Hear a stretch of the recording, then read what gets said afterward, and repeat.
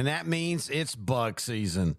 Heck, who am I kidding? It's always bug season in Texas. And that's why you need Grandeur Pest Solutions in your corner. They're locally owned and operated. They're trained, they're trustworthy, and they have a proven record as they have been in business for almost 10 years. They provide pest control against ants, bed bugs, bees, roaches, fleas, wasps, mosquitoes, rodents, spiders.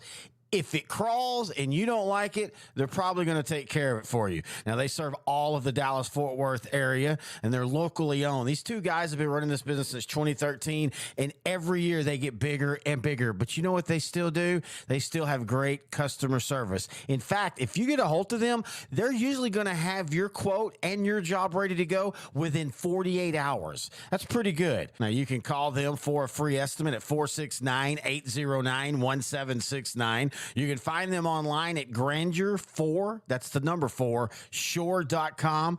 You can also find them on Facebook. Just type in Grandeur Pet Solutions, and we are so happy that they're title sponsor for Outdrink the Cover. Prescott throws, crossing, it's caught for the touchdown! It's Tolbert! Stays in the game and grabs it for the score! Gear's going to get the crisscross and the pick coming across this way with the man coverage trying to trail it. You'll see the traffic in the middle of the field. CD right there. Just enough congestion to give Dak a little bit of room to get that in. And a little nod of the cap to Jalen Tolbert for hanging in there, obviously in pain. Clears back underneath. Dak puts it right on the money, and that was not an easy catch. You could see Elliott trying to strip that thing out of there, but strong hands and strong arms. Fuck, here we go! Here we go! Here we go!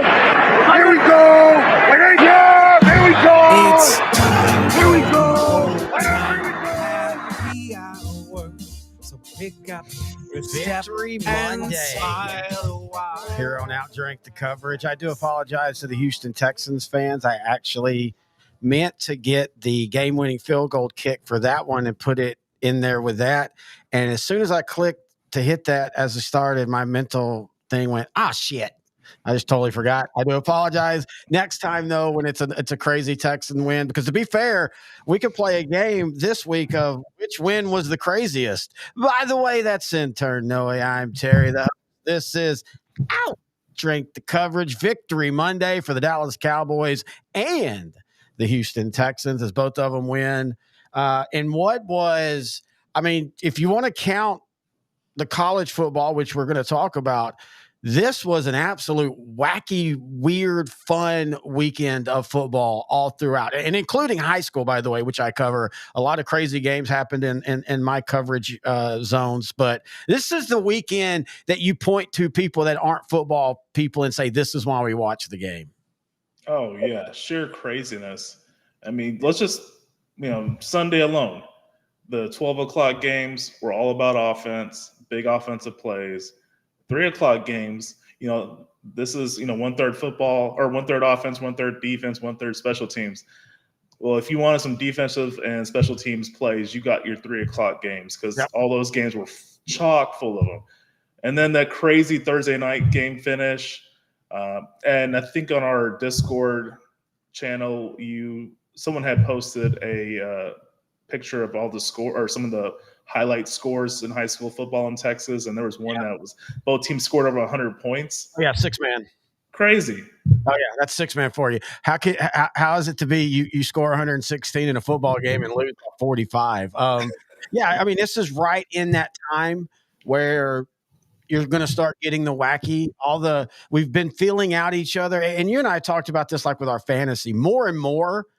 I'll admit the first 3 or 4 weeks, it's kind of hard to get into the game again. It's just you get used to a flow, whether you're inside football in the football season or outside of football in the non-football season. And it usually takes a weekend like this to lock you back in. And it's perfect timing. There's still so much football left. And we're really just getting started on telling the story in the pro and college and even high school, even though high school theoretically is in week 7. I mean, they go to 16 weeks of full football, 17 weeks total. So we still got a lot of football left. But before we get into that, intern Noe the Pro, how you do? What you drink? I do good. I'm drinking Four Roses single barrel. Boop. It is the OESO blend. It's 20. So I like less rye in my bourbon. Me And this too. one, and this one has 20% rye. And they have different recipes, as they call them, where they just mix different rye and corn and all that together, just to see what people like. Everybody has different. I'm not saying rye is bad or anything. It's just for my taste buds, I prefer less rye. So yeah, I'm drinking that over ice. It's 55% alcohol, so got to pace myself and add some ice or water to dilute some of the strong flavors. Anyway, how do you and what do you drink? I'd be drinking Goodnight Loving. I wanted the 4 roses, but I could only afford 1 rose, so I just went ahead and went with vodka this time. Been a little under the weather. I slept a ton. I actually really wasn't going to drink a lot tonight. But I woke up today feeling really good. In fact, I even told you, like, now, so I slept so much. Like, at one point out of 24 hours, I slept 17 and a half hours. And you know me, that's what I do when I'm sick. I'm one of those that I just immediately can go to sleep. I woke up that morning at 4 a.m. with a fever. I didn't have NyQuil. I just ran up to the gas station, got some NyQuil, got 4 packs or 8 NyQuil. Took 2 at like 5:30 in the morning and fell asleep. Woke up at like 2 in the afternoon, took 2 more. And that's just what I do until I feel better. And I feel like it shortens my sickness. But the negative is it kind of messes with my sleep pattern. Well, and then also Dallas with the rain delay and then the game going late. I at halftime I was like, you know what? I'm just going to probably go to bed. I'm just going to probably go to bed. I'll catch it in the morning. I don't want to see it. It's not going to be good. And then they kind of just kept hanging me around, and then, the last drive, it becomes 17-13. I even said, that's it. That's the game right there. And then Dallas does what Dallas does and gets us hopeful. And I knew that fumble was about to happen. And we'll get into the whole thing. This is just me and intern Noe just talking as dudes talking about the game. I knew something like that was going to happen. That's how Dallas loses. And Dak did not pull a Cam Newton. He actually went for the fumble, thank God. And it's weird because as soon as he did that, I was like, they're going to win this.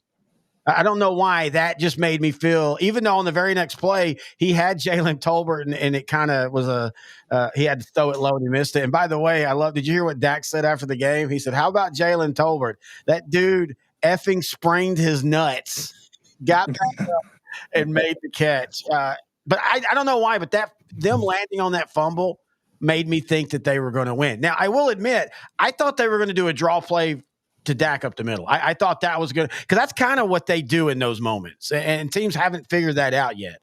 But anyway, what were your thoughts just on that game? And of course, we're going to deep dive in here in a little bit. I thought that was the type of game the Cowboys would lose because, when you look at our run sheet, I mean, they outperformed the Steelers except for turnovers and penalties. That's just going to be an ongoing issue, I think, with this team. Maybe not the turnovers, but the penalties for sure. And with all these injuries that keep popping up, Guyton got hurt, our left tackle. I think he's going to be okay, though. He was walking afterwards, and he was just in an ice sleeve. I think that's one of those, if that had been a must-win game, I think he could have gone back in. Now, we're going to talk. I'm going to be honest with you, and I like Guyton. But didn't it feel like the offensive line got better when Tyler Smith kicked out to the left? And I know Brandon still struggled, but dude, he's going up against TJ Watt. I kind of wonder, is there a world? You know what? We'll get into that in a minute. Go ahead, finish your thoughts. Sorry, the football's flowing today. I mean, the vodka's flowing. Either one's flowing. I was really happy with the running game. But again, going back to Guyton, he'll be fine. Marshawn Kneeland, he has a torn meniscus. It's not going to be a season ender, but he'll probably be out for. He's the rookie defensive end the Cowboys drafted this season. 46 weeks. Surgery is required. I think he'll be back. December-ish maybe. That sounds really far out, but it's not as far out as you think. Yeah, exactly. I think Lawrence might be back by then, or Parsons. These injuries are really killing us. already short-staffed as far as defensive talent available, and then I'm not sure what to think of the Dallas running game right now. I was really impressed with their commitment to giving Dowdle more carries. Zeke, there was one play where he just ran up the middle where he could just cut left and gained about 5 yards, even at his diminished speed, and he didn't. So I don't know if he's lost his vision or. I think he's just in a. I know what you're talking about. That was like a 2nd and 3. I think he is just. And by the way, I acknowledge that this is very good of him. I think he's acknowledged what he is now, and so he's just like, I'm going to plow forward and get the first down. And by the way, I don't know how I feel about the play call. I get the idea of you see Zeke in the game and then you toss it. That's a little bit of a surprise. But give him credit because he made a first down on a toss when he had a backside guy trip him. He had a front side guy lean on him, and he still showed that he has value in very small spaces. And I'm fine with that. And I like how they used the running game. Dude, we don't need 250 yards. We need 100 yards. And that's what it was. 31 carries, 109 yards, 4 point something per carry. More importantly, though, back-to-back weeks, you're starting to see what Rico Dwaddle can do for the Cowboys. Again, it doesn't have to be 100 yards rushing. It can be 80 yards rushing and 25, 40 yards receiving. That's perfectly fine. And I think Dallas is kind of starting to figure that out. To be honest with you, I didn't have a big problem with the Dallas play calling this week. I thought it was very, inventive. They did some things they don't do normally. I like how they got Dwaddle out in space on that touchdown pass. Again, we'll get more deep into it. But first, before we do all that, we do want to remind everybody you can follow us on Twitter. We're trying to get our Twitter back going. We've been bad about it, dude. Twitter or X or whatever is just a cesspool now. But I'm trying to get back into that. So it's at Outdrankia.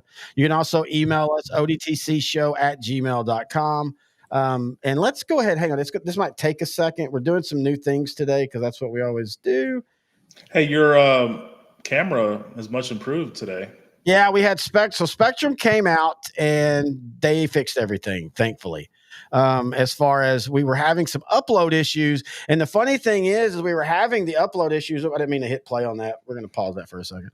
The upload issues, they said could have been going on for months if it wasn't for us, because most people don't upload big files like we have to, that I have to do with this show. So I saved their neighborhood. So y'all are welcome. I'm just saying.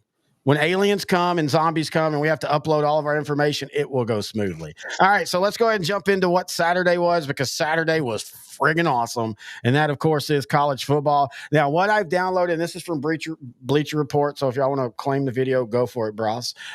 This is just a bunch of highlights, so we're just going to talk through all the games. But I think the most shocking was, of course, this one. Vanderbilt, with maybe their biggest win in the history of their program, beats Alabama a week after Alabama had beat the number 1 Georgia Bulldogs. And so they were now number 1, and Vandy beats them in Vandy.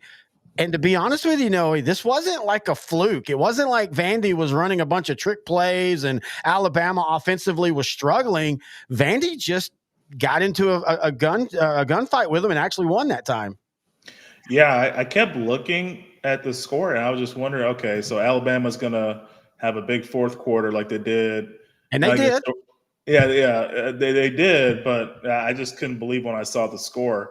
I had wanted to go watch Joker 2 on Saturday, so I didn't get to. Yeah, it would have been a good movie if it felt like they were padding runtime with music, essentially. The review that I liked said you could tell everybody was there because the first one was successful, and so a sequel had been already contractually put in, and nobody wanted to be there except for Lady Gaga. And I have a feeling that's exactly because I'll give her credit, whether she's good or not. I think she's a genuinely decent actress. She always gives 100% though. And so, but everything else, it's like, yeah, Todd Phillips and them, you could tell they didn't really want to be there. If you watch it, the acting is fine. There's nothing wrong with it. But it felt like they just did not try at all to have a major plot. Yeah. And to, have subplots in there. So that was my issue with it. The music, like I don't mind musicals. I like musicals, but I think it just didn't fit to have a musical in this particular movie because they weren't intertwining it with the plot as much. It was just random. It was like almost Joker and her were communicating via music. Like Right. they were singing, they were singing to each other. Yeah, I think that was kind of supposed to be the point. Like they're each other's escape from this terrible world that they live in, blah, blah, blah, and, all that. For me, and I felt this way about the first one, and the first one's a perfectly fine movie. It didn't need to be the Joker. I mean, I've seen that movie before. It's called Taxi Cab, except for he doesn't end up, at least, in Taxi Cab, it ends different, but it's the same idea. This supposedly poor white guy who the world just doesn't understand and the world's against him. I mean, except for in Taxi Cab, he drives a taxi and he has a stable job and he has a nice, decent apartment, but the world's against him. And that's kind of how the Joker felt. But anyway, go on to why you weren't watching football like you should have been. That's the point. Yeah, I know. Sometimes you just gotta do stuff like that during this. I'm thinking early in the season, you're not going to see this kind of weekend in college football, but I'm sorry that I was wrong. We're going to go back a little bit just to start the highlight video. Miami, big comeback at California. Dude, like some of these you can predict. Like you see the score and you're like, okay, California, Miami. And I remember thinking when it was 35-10, okay, Miami's not going to win, but they're going to make it close. And then next thing I know, again, sleeping a bunch, wake up. Every time I'd wake up, I'd, check the internet and I see that they come back and won. It just blew my, and that they come back and won. And there wasn't like a ton of controversy either. Yeah. They just stepped on the gas in the fourth quarter, offensively and defensively. Yeah. Like the week prior against Virginia Tech at home. Yeah. But here's the thing about that. And this, if you're a top 10 team and you start having multiple games like that, eventually one of them's going to bite you. Yep. And so, that's the thing that, like the 0-1 Miami, the one thing that I always said kept me from making them the best team ever was that Temple game. Because Temple had them beat, and then Ed Reed does Ed Reed things and all that. But give them credit, they didn't have another one of those that year. Like they learned from that and they rolled. Miami, as we're seeing them now on the screen here when they're down 38-25 and still feels like they're out of the game. This felt like UT versus Oklahoma State back in 2005. That's exactly what this felt like. Like California was dominating, but you just felt like, okay, if Miami just gets one stop, they're going to be fine. And that's exactly what happened in this game. But this is, like you said, the second week in a row. I just don't know if Miami can keep playing with fire like this. They can. It's going to end up biting them. But you know what? They're in the ACC. You got SMU and Clemson as the best teams. Do they play SMU this year? Because I don't know if I think the ACC is like the SEC. Everybody can't play everybody because of the amount of teams. But I'll tell you right now, man, I would not want to play SMU. Miami does not play SMU. They play Louisville, Florida State, Duke, Georgia Tech, Wake, and Syracuse. Syracuse could be a trap game. It's in Syracuse. Syracuse is good. They beat UNLV. That's one of the random. When I was sick, I woke up and they were in overtime in UNLV, and Syracuse just moved right down. By the way, Minnesota, wear those helmets way more, dude. Those are nice. Yeah. I was going to say, Missouri getting destroyed in College Station was a big one. Missouri was there's a team every year, and sometimes there's two. Missouri was that team that this year they were way overrated going into the season, and then they didn't play anybody of note and dominated, so that artificially pushed them up the rankings because other teams were losing. Because in college, if you lose, you drop. It's very rare that they understand a loss. Like to me, if a number 11 team goes up against the number 1 team at the number 1 team's home and loses in overtime, to me, that actually should raise them. Like, okay, you're not the 11th place team because you took the number 1 team to the mat and you lost in overtime. You're a top 5 team. But college football rankings don't do that. They get dropped. And so Missouri just kept leapfrogging teams that are way better than them. And credit to A&M. A&M loses beginning of the year. Everybody's kind of laughing at them. I still don't trust them. But you know what? They've now got 2 really good wins, and they're starting to build a quality strength of schedule that if they only have, 1 loss and then they go into that Texas game, and even if they lose that Texas game, that could put them in that top 10, 12, 13 to where they're at least in the talks for the playoffs. Yeah. Again, with the expanded playoffs, it changes our entire mindset of the regular season. One loss is not going to kill you. Even for Missouri, even this blowout of a loss to the Aggies, uh, the Aggies are in it. Missouri's in it. It's funny because like before this game, I was laughing when you told me Connor Wigman was going to start for the Aggies, and then I have to eat crow because he had a really good game. Oh So yeah, me too. I didn't think he was, man. I even told you I thought Marcel Reed he'd looked really really good. But well, giving I was really impressed with Indiana. They're still undefeated. They're number I think 23 in the country, or they might have moved up in the poll. They had an impressive win at Northwestern, 41-24. I don't have a favorite college team, so I like to look at these like little surprise teams that kind of pop up out of nowhere. And I'm rooting for SMU, rooting for Indiana. Uh, Tech, they're 5-1, Texas Tech. So it's kind of cool seeing these teams that Nebraska, Matt Rule, he just knows what to do in college. He can't do it in the pros, or maybe the fact that he was at Carolina was the issue because it seems like Carolina is a problem, or the current owner David Tepper is a problem. But Matt Rule is doing a great job in Nebraska. I never felt that he's a pro coach. I had no problem. I mean, you got to go try it, but he just never felt like a pro coach. He feels like the type of guy that's rah, rah, rah, probably wears out, freshmen are buying into it for 3 years, and then by their senior year, they're kind of rolling their eyes, but they're like, hey, we're good, so it's fine. That usually don't play well in the pros. And it just kind of felt like that. And the fact that, and maybe you're right, maybe it was Tepper, but when he bailed out on Joe Brady so quick, that's all I needed to know. Because I mean, Brady is a hell of an offensive coordinator, and we're seeing that. And I know they lost the last 2 games, but we're seeing that in Buffalo, where all he has is Josh Allen and James Cook, and he's making them a top 3 offense. Yeah, and Khalil Shakir was hurt in this game against Houston, so they were really undermanned against a really good Houston team that's, they're still in that phase where they're still trying to win, or still trying to understand how to win convincingly. Because, given what Buffalo was lacking going into this game in Houston, the Texans probably should have maintained that 20-0 lead. But, Buffalo is a resilient team. They have a great quarterback. They have good system. My issue with the Texan Buffalo game had nothing to do with one with the Texans with that bad grounding by Stroud. That's forgivable. But what McDermott did, the head coach for the Bills, on the ensuing drive for Buffalo, where he just threw 3 straight passes in their own territory. With Houston didn't have timeouts left. It was such bad clock management. Okay, hang on. Is everything okay? No. I've got to load. And there we go. Now let's talk Buffalo versus Houston. And you're exactly right. Oh, by the way, I'm sorry. I totally missed this on the run sheet this morning. Or I'd had the video. Shout out to Christian Okoye, former Chiefs running back, and Saints Steve Gleason.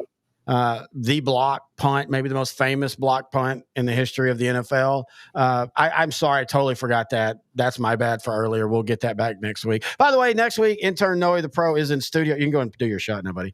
Intern Noe the Pro is in studio. We're going to be watching the NFL game. It was supposed to be this week, but again, I got sick, so I didn't want to keep that on the books, and then you come over or not, and so anyway, he'll be in studio next Monday. Plus, we're recording some other things that'll be really cool. We'll let you know about that. But let's go ahead and get into the Texans and the Bills. As you said, I mean, Houston dominated this game early and looked really, really good.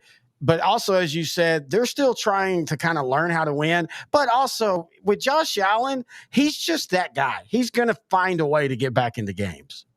The start of this decade, Houston, they were coming off being up 24-0 on the Chiefs in the divisional round in the 2019 season. Kansas City came back, won, ended up winning their first Super Bowl since '69. And they just never got over that. 2020 was COVID. Deshaun Watson had that great year. Then he did his thing with massages in the offseason and got suspended, and he had to get traded. From 2000 to 2022, they were not good at all. Yeah. But in 20, so they were kind of used to not being good. So 2023 was kind of a revelation. You have a rookie quarterback, rookie coach, win the division, win a playoff game. But it all kind of came at once. A lot of those guys were still there from the really bad teams from 2020 to 2022. So yeah, this is a team that's still trying to figure out how to start and finish a game consistently. They're going to go through these situations. And by the way, I love their 50-yard line look. I love their end zone look. I like the H on their helmet, but I really didn't like this outfit overall. Yeah. Let's go ahead and get into that. So that is one of our bad uniform games, but I don't really think it's bad. First off, the all whites on Buffalo is always great. I want to give the Texans credit for listening to what their fans want. This is what their fans wanted. This is a side of Houston that if you know Houston, it's very well known, that font and everything. So I'm perfectly 100% fine with that. But you also just have to understand on the outside looking in, it kind of looks like what I used to create in college football, create a team, because they had weird fonts and everything. And it was the late 90s. It looks 90s. And again, I know that's part of it. I just wish they would tweak it a little bit. Like, you could have still made it look really good and just done a couple more things. But like I said, I do respect them for actually building a uniform truly around what the fans wanted instead of claiming they would and not doing it. Yeah, I love that blue. I love that they've listened to their fans. It just doesn't look great. I think it's just the dark blue or the black. I don't know what that color is. I think if they just made just white maybe, and then kept that little baby blue-ish color, it might look better. I think you and I should be involved in the decision making for these teams, because I can't believe a marketing team looked at that and thought it would be good. It would look good on the football field. Again, I think this was more of them just truly listening to what their fans said, man. I really do. Because, we're in sports rehab, and that's a very Houston heavy fandom in there. And when they announced these, they all loved it. Like, they were all like, yes, this is exactly Houston. So, I mean, again, I think they just straight up said, okay, this is what y'all want. We're good if y'all are good. And yesterday it was all my Houston Texan Facebook friends all were so excited about this. So again, I acknowledge we're on the outside looking in on this one. But I feel like we're in the majority. But you know what?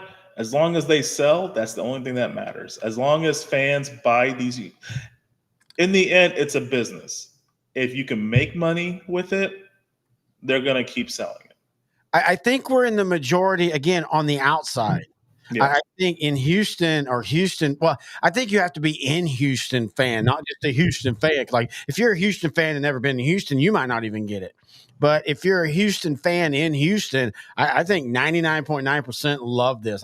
In fact, like I said, multiple people on my Facebook yesterday, some were like, this should be the permanent scheme and everything. Which, by the way, I wouldn't mind seeing an all-white jersey with that helmet. That would look pretty damn good.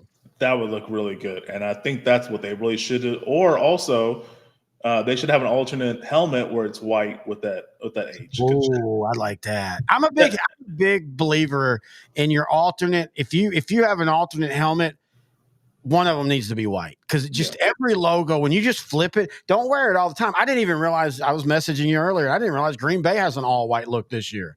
And I saw it and holy snap, that looks good. Like, it just, There have been times where you and I have liked something online, and then when we see it on the field, it doesn't look as good. Yep. So I'm curious to see what Green Bay, I want to see it on the field. And the other way around, because I know we're small on the screen, but like, if you notice, I've changed the helmets for what you can see on the show. When it's just me in the studio and you're at your place, we're going to have the NFC East and AFC South standings by helmet. You and I, we talked about the Titans look. Like, the Titans, I was not a big fan of until I got the mini helmet. And then I saw it in person and I was like, oh, I get it now. Like, that is a good looking helmet. It just doesn't show on TV, at least with all the combinations they wear now. When they wore just the baby blues the other day, 3 weeks ago, that helmet really popped. And now I'm like, okay, I see why the Titans have that as their helmet.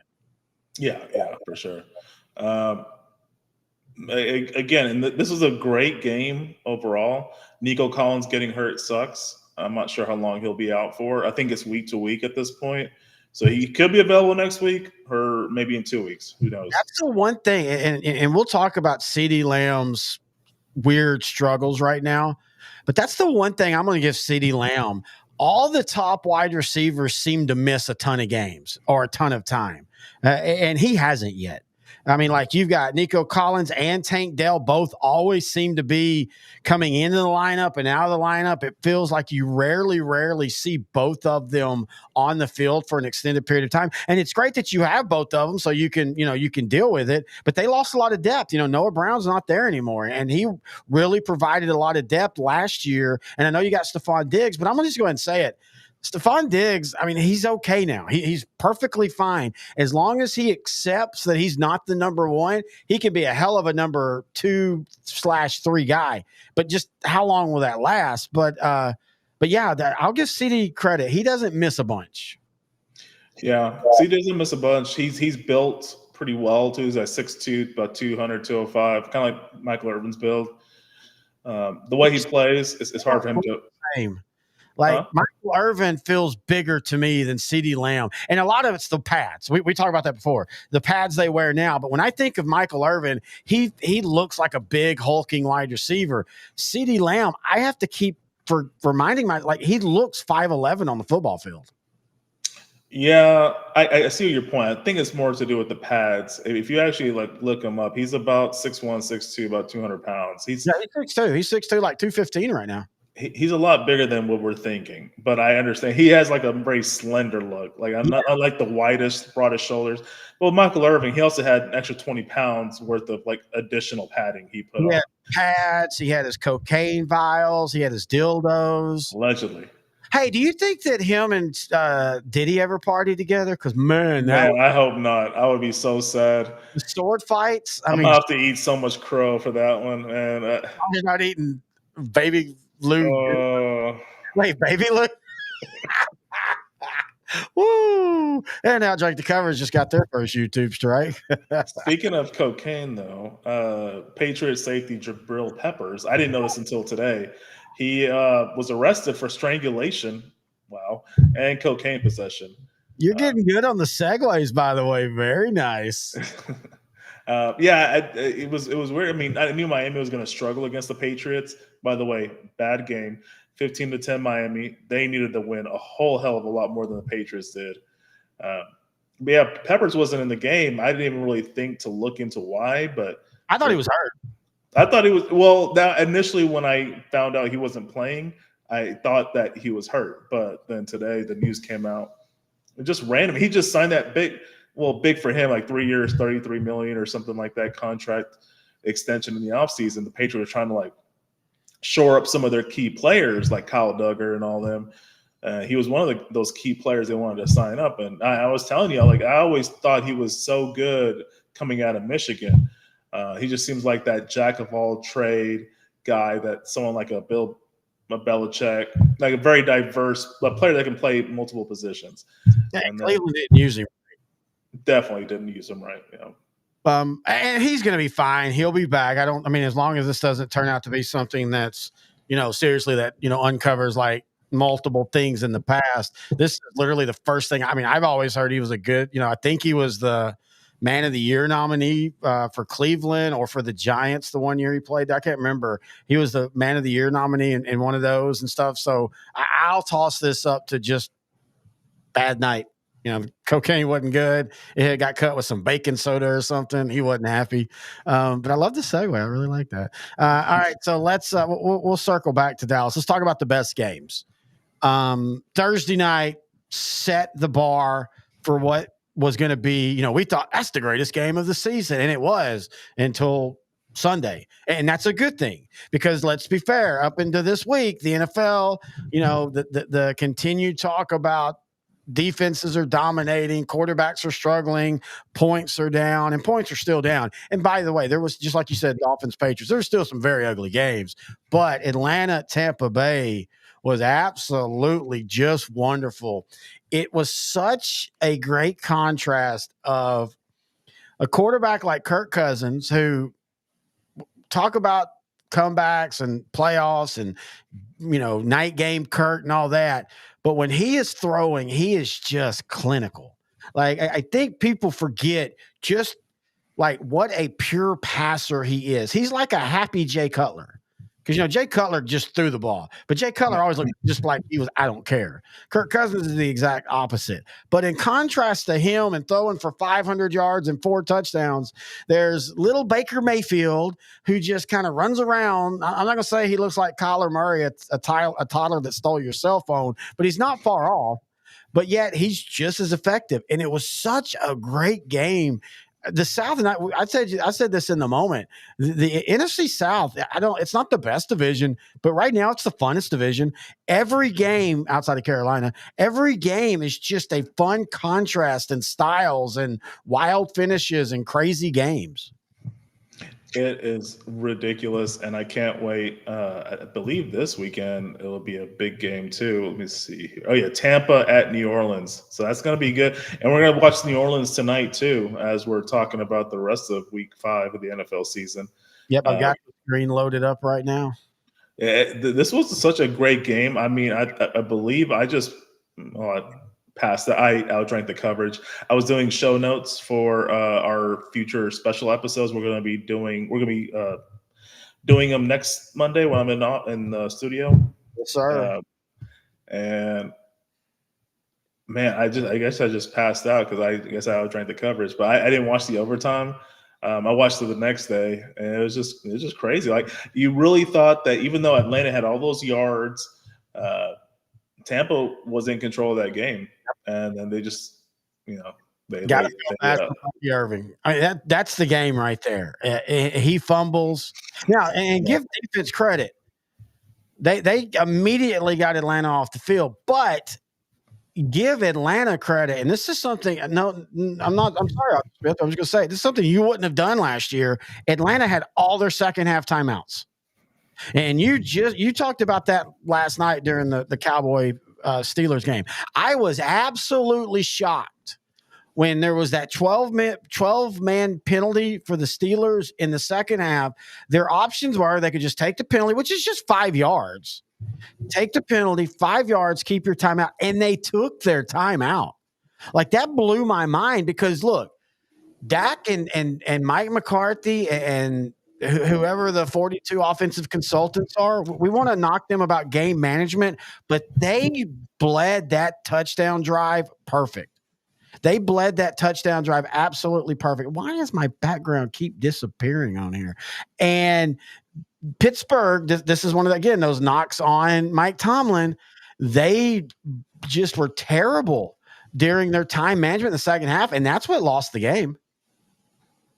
Yeah. Time management. It was just shocking. Sean McDermott with Buffalo, terrible at the end. He lost that game for the Bills. Yeah, I meant to go back to that. He was worse. Tomlins were more like, dude, you've been in there long enough. But so to set up, so Buffalo had basically Josh Allen in the third and fourth quarter took the team on his shoulders and said, let's go tie it. They tie it. They get pinned down at their 5-yard line. And I get it. Some people said he might have been thinking about the infamous fumble at the goal line against Minnesota, but he proceeds to throw the ball 3 times in a row. I get doing it one time. Do it one time. Screw it. See if you catch Houston napping. See if you get behind them. You get a big play. All of a sudden you're in field goal position. But he tries it 3 times, and then they have to punt, and they leave the Texans plenty of time. And the Texans only had to go like 19 yards. It wasn't like the Texans had to, drive 60 yards with no timeouts. I'll be honest with you. That big article last year came out about McDermott and like, hey, maybe he's, he can only do so much. I only think this just it reignites that. Can he be the guy for Buffalo? He can get him far enough, but it seems like there's a plateau with Sean McDermott as head coach for the Bills. He's been there. This is season 8. I almost feel like he's in the same boat as Dallas Cowboys head coach Mike McCarthy. I think this is all in. This is make or break. If you don't get to the title game, I think for Bills, they have to get to the Super Bowl. But I think for the Cowboys, NFC title game. But I think if the Bills are not showing to progress this season, even after they got rid of Diggs, they're focusing more on Kincaid uh, and in the running game with their new offensive coordinator Joe Brady. If they don't advance, there's really no excuse. Josh Allen is considered probably the most underrated great quarterback in our generation right now.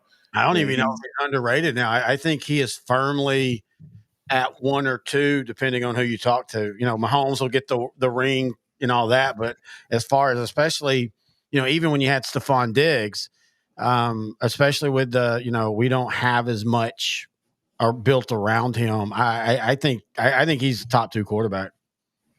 he's great. I mean, you and I both like him, but I guess when you consider MVP, or what have you, you're gonna think of Mahomes. You're gonna think of Burrow because he'll have a game like he did, like he had, yesterday against Baltimore. They lost, but he had a crazy, ridiculously good game. Him and Jamar Chase finally got on track this season, and they might start going on a roll toward the end of this season. Like they're 1-4 right now. They might finish 11-6. Well, Like they're I going can to be see them. 3-4 because they play the Giants and the Browns the next two games. Oh yeah, so they'll right the ship pretty They'll quickly. be 3-4. By the way, that's another one though that their head coach effed up in overtime. The Bengals get the ball at the 50 with an offense that Chase Brown broke out last week, but the running game did nothing this week, and they proceed to run the ball three times. Like McDermott and Taylor had their scripts flipped. They needed to trade off because you've got Joe Burrows and Jamar Chase. Why are you running three plays down and then going to hoping that you kick a 53-yard field goal? Even without a bad snap, just a regular snap. Why are you doing that when you have that offense? And so again, that's coaches. One coach is overthinking it, and the other coach is I don't know what you'd call what Taylor did. I was just mind blown by that. Like I legitimately thought when the Bengals had the ball at the 50, I'm like, oh, they're winning this game. This is huge for them. And I was already writing that narrative in my mind, like, hey, this is how crazy the NFL is. The Ravens start 0-2, then beat the Bills, and then turn around and lose to the Bengals, and then wait, nope, Bengals are going to give it right back to the Ravens, and so yeah, I agree, but I still think isn't Josh Allen finished like in the top 3 of the MVP votes every year? Just about. I mean, just think about the running he does, creating plays, just being mobile. The knock on him coming out of college was his accuracy. He had the arm strength. He had this prototypical size everybody drools over, but he was completing maybe 50% of passes. Yeah. But that was because a lot of those guys he was throwing to were not going to go to the pros. They were going to get, construction jobs or lawyers, or they're going to be, it's Wyoming, so probably cattle ranching. I don't know. Actually, Yellowstone. Yeah, Yellowstone. Yeah, so they're going to graduate from Wyoming University and become Yellowstone. They're going to go to Yellowstone.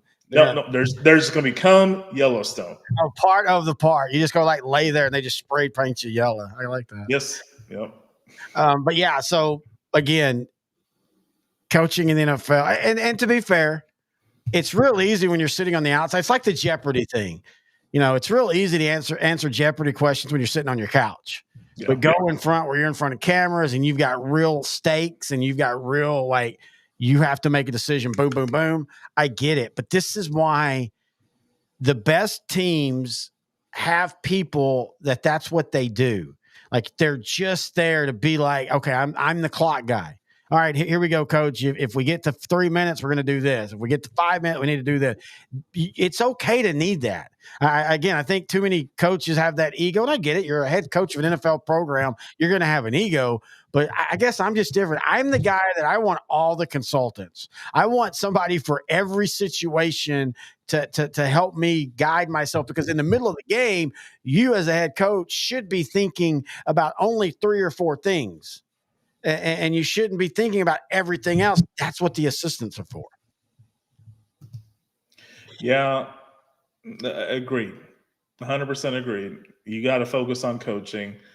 These teams have enough money to have assistants and experts around you to guide you and help you make the right decision. I just think some of these guys overthink it, the big time. I never get it. I always feel like you and I could just go in there and do a better job because we'll use more common sense. And I think to an extent, that's why I kind of like the way Jim Harbaugh does it, the way Kyle Shanahan does it. They really, or maybe I'm a control freak. Maybe that's my personality because the way their offense is designed, it's to control the game completely. You're taking it away from the opposition, which every team would love to do that, but the way they do it, it's well, Shanahan does it with more creative running, which set us play action passing. Harbaugh just loves to just get the best offensive lineman possible and just destroy you every play, 4 yards, 3 yards with the Frank Gore type running back. All right. So we're going to segue right into that, though. Last night was a prime example when you play that style of game, but you're not able to finish touchdowns. You end up losing a game where oddly Dallas should have won by 3 touchdowns, but it also oddly felt like Dallas stole a win on the road.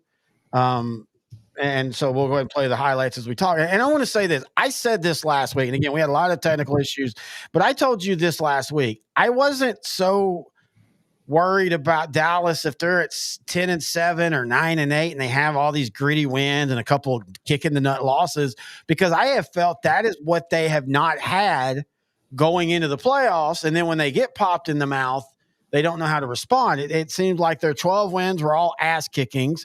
And then oddly enough, their 6 losses would be all ass kickings, just the other way. I feel like how they've played the last 2 weeks, to me, makes them a better football team. And then lo and behold, Jerry on the Fan last week said basically the same thing. He said, look, I'm not saying I planned this. He said, but would you rather us do what we've been doing the last 3 years and we just, coast through the regular season and then we can't figure it out when it gets bloody in the playoffs? Or would you rather us get bloody week in and week out, and then in the playoffs we go, okay, we know how to handle this? I think that's a valid point. Yeah, you want to be able to be hardened. You want to be able to be used to this. This is basically practice for the playoffs. Like teams practice for every Sunday. This is practice for the playoffs because it's not going to be easy. But you have to be able to stick to your print. You have to be able to get used to grinding it out, fighting. Because the weather is not going to – the weather in Pittsburgh last night, it was not conducive. There was a 90-minute rain delay. Whatever. They still go out and play. The weather's not going to get any better. And if the Cowboys don't overtake the Commanders, they're not going to win the division and get a home playoff game. So maybe that's a good thing with the fact that they're 3-0 on the road now. And 0-2 on the at home, and they have a game against the Lions this coming Sunday. Yeah, I think that's going to be a tough one for them. But I will say this.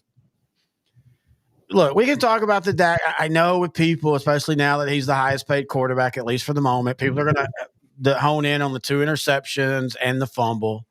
But this offense had almost 500 yards of total offense against the top 3 defense in the league. That's a real defense. I know when we were talking about this earlier, you said overrated. I don't think the Steelers defense is overrated at all.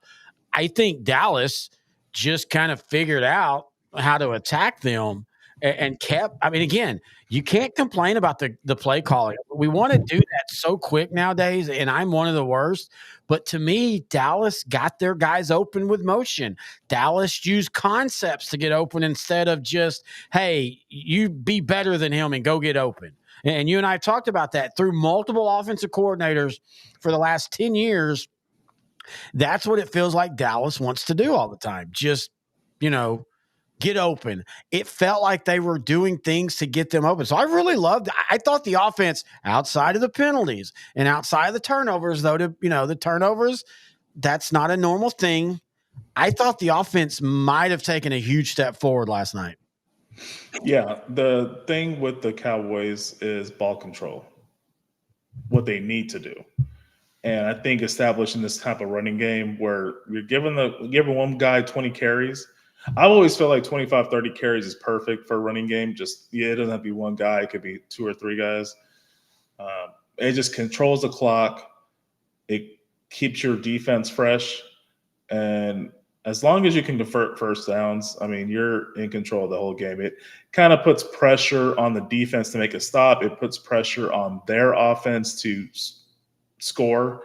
So they're going to make, third down call that they might not have made because they just feel pressure because, okay, if we don't convert here, we got to punt and we're in trouble because